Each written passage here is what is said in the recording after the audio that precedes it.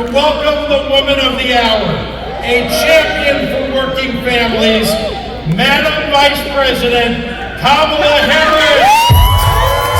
Everybody, clap your hands. Come on, make some noise, come on.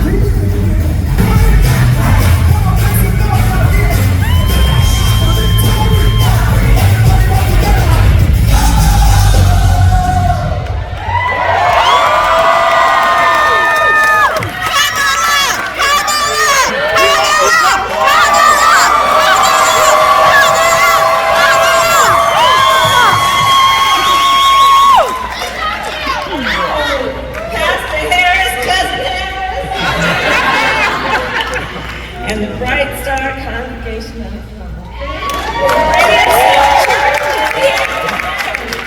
Thank you. Hello, Chicago. It's so good to be back. Governor, I want to thank you. It is so good to be back with you. And Madam Lieutenant Governor, I want to thank you for all the work that you have been doing, leading this beautiful state and on to victory.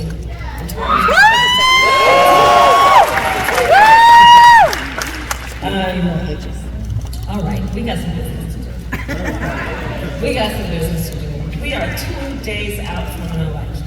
We have to remember the last election in 2020 when you sent Joe Biden and me to the White House.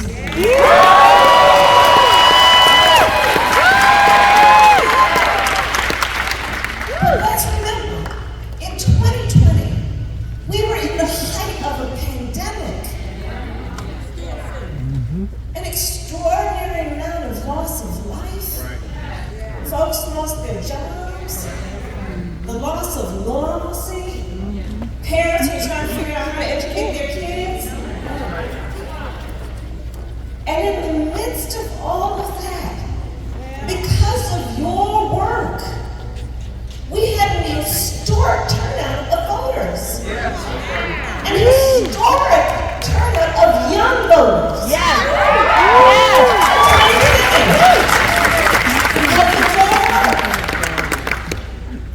And so when we go up to folks over the next 2 days by text, email, phone call, knocking on their door, we got a lot of good material.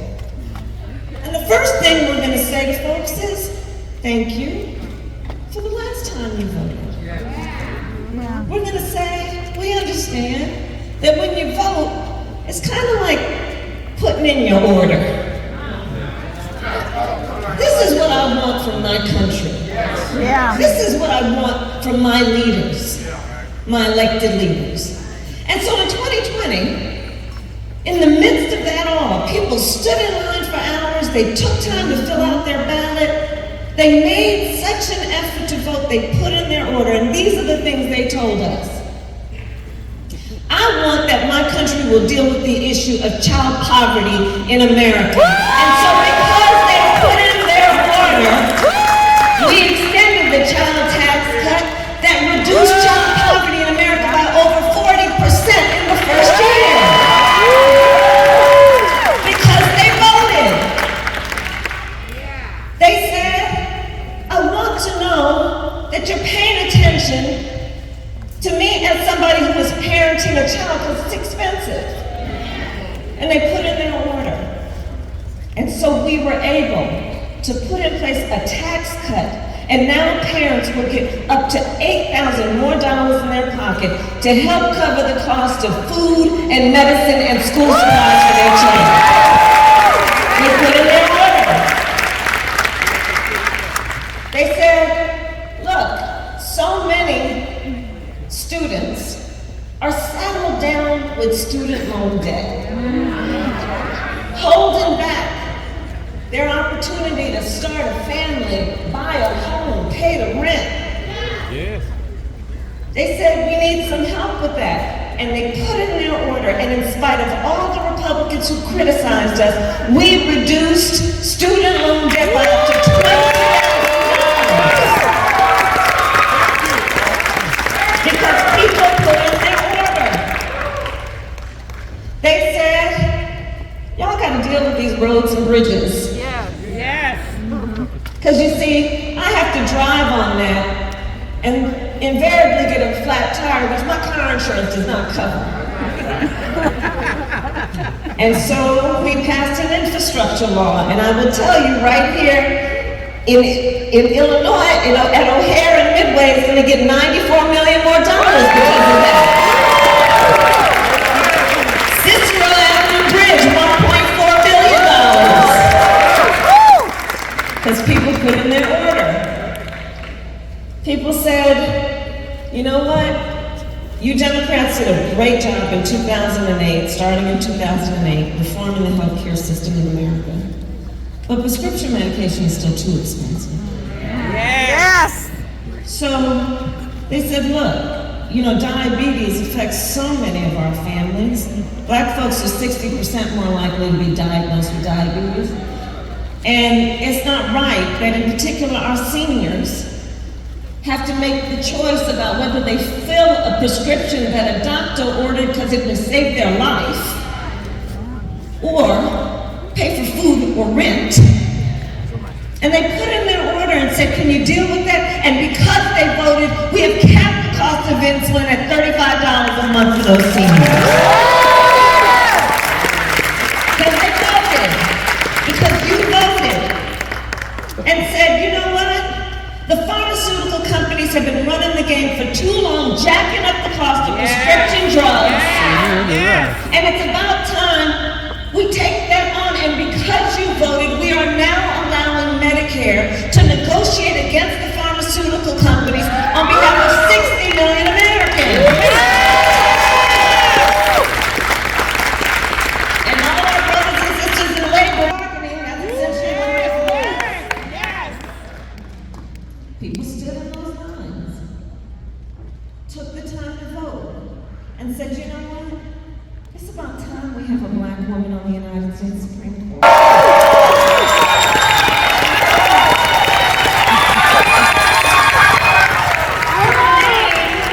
Her name is Justice Ketanji Brown Jackson.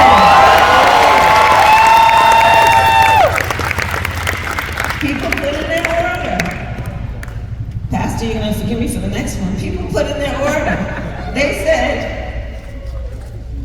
folks shouldn't have to go to jail just for smoking weed.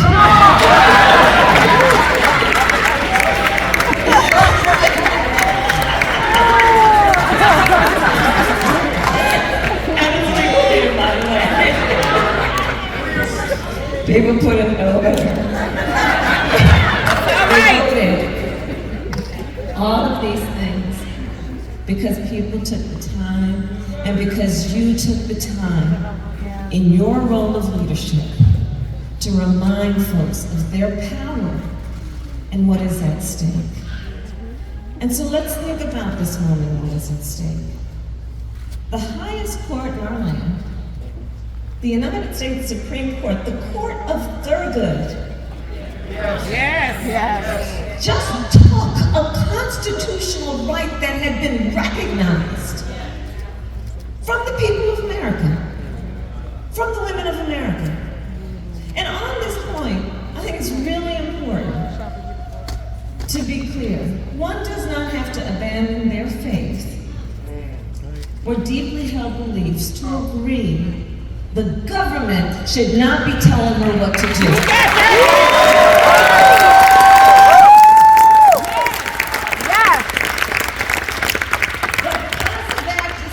Now we are seeing laws being proposed and passed around our country that would literally criminalize doctors, nurses, and healthcare providers, literally being written, these laws, with jail time for people who provide reproductive health care.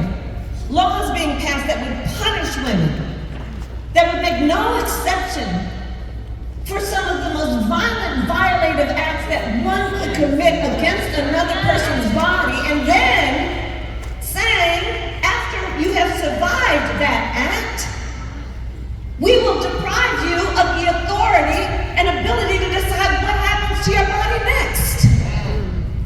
Immoral. Crazy. There's so much at stake. Yes. And on that point, by the way, our president has been very clear. We just need 2 more senators, and he will not let the filibuster get in the way of passing the real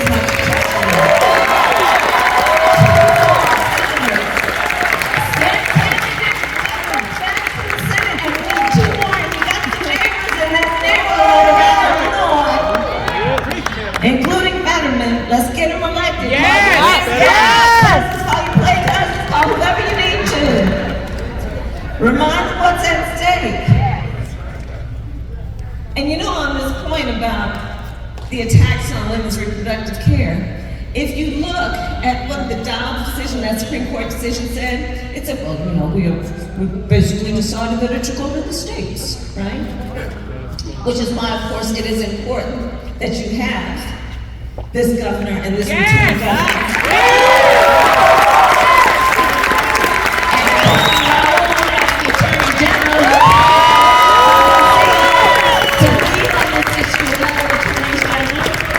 And they said, well, it should go to the states. And these same people, out of one side of their mouth, saying it should go out to the states, and out of the other side of their mouth, are passing laws making it more difficult for people in the states to vote. That's what's happening. We need 2 more senators. Because in addition to the Women's Health Protection Act, our President Joe Biden has been clear, if we get 2 more senators, he will sign into law the John Lewis Voting Rights Act.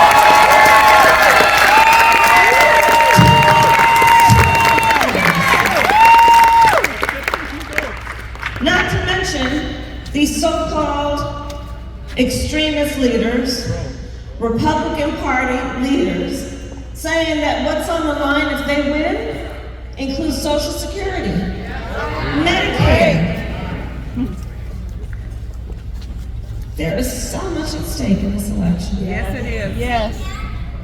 And so here's the thing, as your vice president, I will tell you, I appreciate you. Kamala 24. I met with over 100 world leaders, personally or by phone. Presidents, prime ministers, chancellors, kings. Here's the thing that we all know.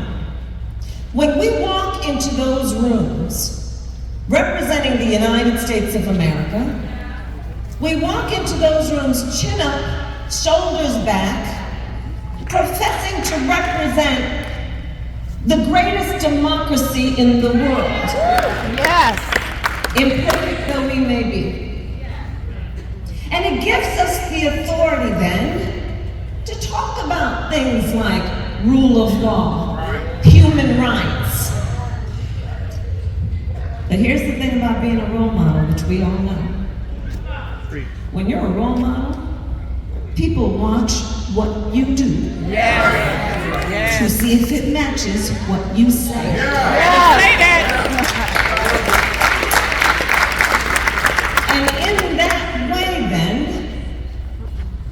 my greatest fear is that dictators and autocrats around the world will say to their people who are in the struggle for rights, you want to talk about America? Well, look what they're doing. That's right. And in that way, what is happening here not only has a direct impact on the people of our nation, it very well will have a direct impact on people around the world. There's so much at stake. Yes, it is. And you know, when we talk about, the governor talked about, the lieutenant governor talked about democracy being on the ballot, the president talks about it a lot, here's what I'd offer. I think the nature of a democracy is that there's a duality to it, 2 sides to it. On the one hand, when a democracy is intact, It is extraordinarily strong in the strength it can give its people to protect and fight for their rights, for equality, for justice. Incredibly strong. On the other hand, it is incredibly fragile. Yes. Yes. It is only as strong as our willingness to fight for it. Yes. And so fight we will. Yes. We will. We love our country. We love what we can do. We are prepared to stand. We are prepared to organize. We are prepared to talk to our neighbors and our friends. We know what we can do in 2 days. It's a long time if you pay attention every minute. And like the Lieutenant Governor said, when we fight, we win.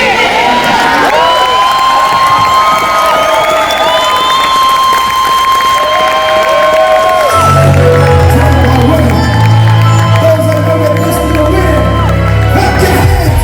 Come on, put it together. Everybody, make some noise. Come on, we're desperate to win. Listen, this song to all the people with light in their hearts and love in their eyes. You don't have to worry when mountains things up in his eyes. And there is one who goes before you to calm the sea. And there is a king who leads his people to victory. And we are destined to win.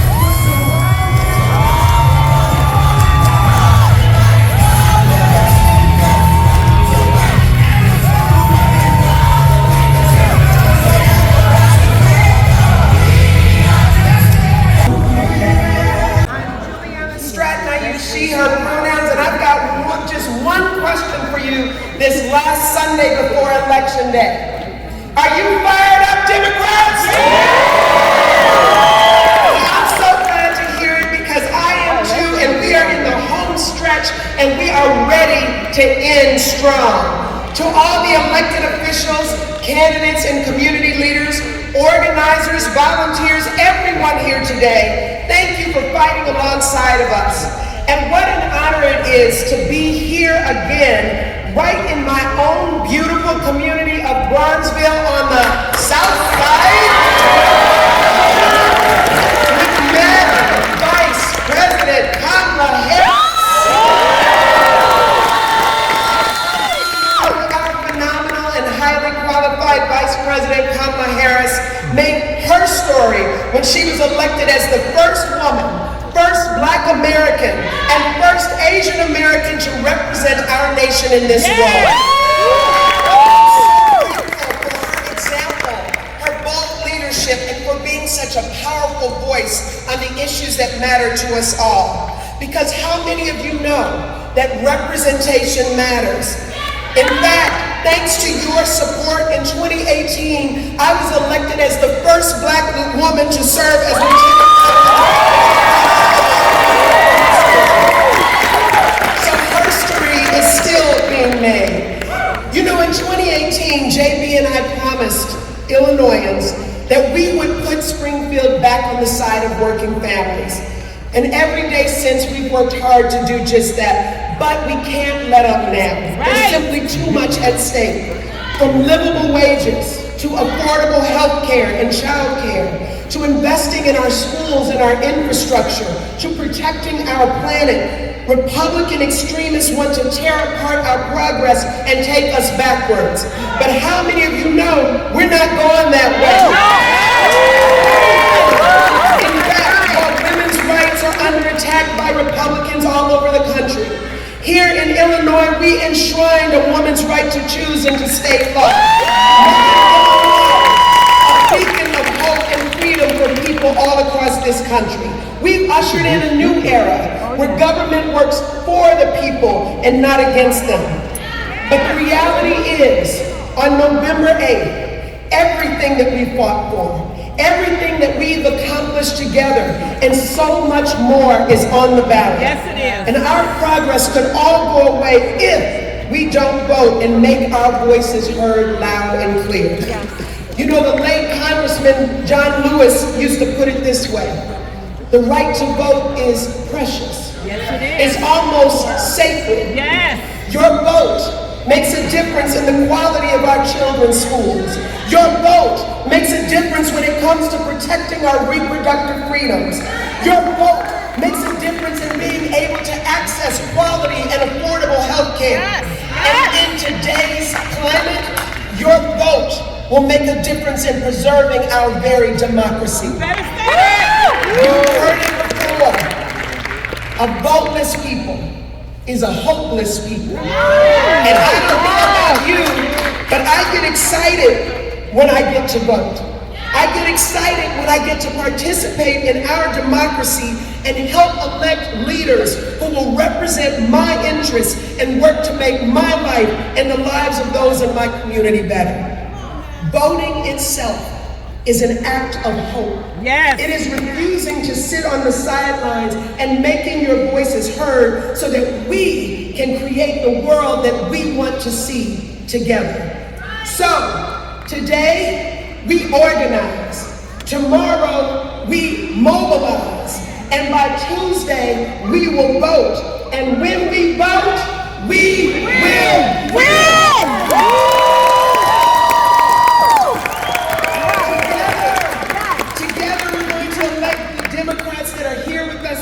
And up and down the ticket in every corner of Illinois and all across the country. And if you or someone you know and love needs help making a plan to vote, just go to IllinoisVotes2022.com. That's IllinoisVotes2022.com. Go there right now so that you don't miss out. And when the polls close on this Tuesday, let's send a message loud and clear about who we are and what we value and what we refuse to tolerate on the other side. Are you all with us? Thank you for coming out. Thank you for voting. It's now my honor to introduce a leader who promised big things for our state and delivered on them. My dear friend and my partner in governance, who in my opinion just happens to be the best governor in America.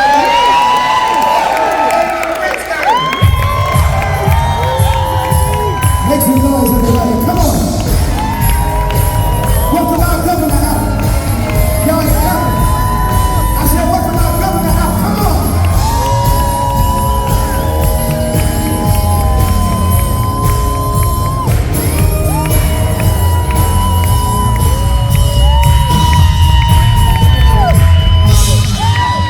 Good afternoon, Chicago! Thank you so much, Juliana. Thank you for your partnership and your friendship and for allowing me to share in your strength and for making history as our state's first Black Lieutenant Governor. I'm thrilled today to share the stage with another history maker whose outstanding service to the American people is something that we are all very proud of. Welcome back to the great state of Illinois, Madam Vice President. Folks, this is it. There are less than 2 days until Election Day. And if you haven't already voted, well, it's time. If you have already voted, thank you. Thank you. But for those of you who haven't yet, make sure you pull out your phone right now. IllinoisVotes2022.com makes it very easy to figure out where to go vote early or vote on Election Day. You ready to do that? Yeah! It's never been more important to get out to vote because Donald Trump's puppet, Darren Bailey, well, he hates to take us backward. He thinks it's okay to force a 13-year-old rape victim to give birth. The school he founded teaches children that slave masters were good to their slaves. and that women are inferior to men. We can't let him anywhere near the governor's office, and we're not going to let him. But when I first ran for governor in 2018, the Republican governor at the time had made a mess of things in state government. Bruce Brown, or I don't even want to say his name. It's like Beetlejuice. If you say it 3 times, something really bad happens, right? But he held our state budget hostage. He did everything he could to crush workers, to take away their health care, to lower wages, and to bank. What did we do? Well, together, we crushed him by the largest margin against an incumbent governor ever in the history of the state of Illinois. And we're going to do it again to Darren Bailey on Tuesday. Now, for years now, Democrats have been delivering on our promise for 4 years. Which party expanded child care, increased funding for education, their salaries, and made college more affordable in Illinois? Democrats! Which party passed the Reproductive Health Act and continues to fight for a woman's right to choose? Democrats! Which party got 500,000 more people on Illinois' health insurance? Democrats! Which party passed universal background checks for gun purchasers? Which party led the charge to pass the largest infrastructure plan in the history of our state to rebuild our roads and our bridges and our crumbling airports and river ports? Democrats! Which party balanced 4 budgets in a row, eliminated the bill backlog, and delivered 6 credit rating upgrades? Democrats! When it comes to fiscal responsibility, it's the Democrats that have delivered. Republicans are a bunch of pretenders. While they peddle their lies in their fake newspapers, we're moving this state forward, delivering bigger and better things for the people of our state, to protect our fundamental freedoms and lift up working families. We have to elect pro-labor, pro-choice, pro-voting rights, pro-civil rights candidates who love and make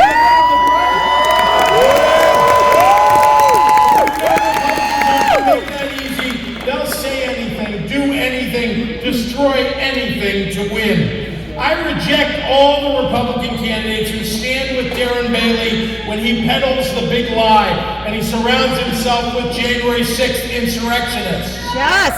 I reject Darren Bailey's bigotry against women and the LGBTQ families and Muslims and others that he considers inferior to him. Darren Bailey wants to divide Illinois by handing the state over to the far right-wing zealots who want to enact a hate-filled agenda. Let's be very clear. In 2022, hate is on the ballot, and hate has no place in the state of Illinois. That's why when we go to the polls, we have to re-elect Tammy Duckworth as our U.S.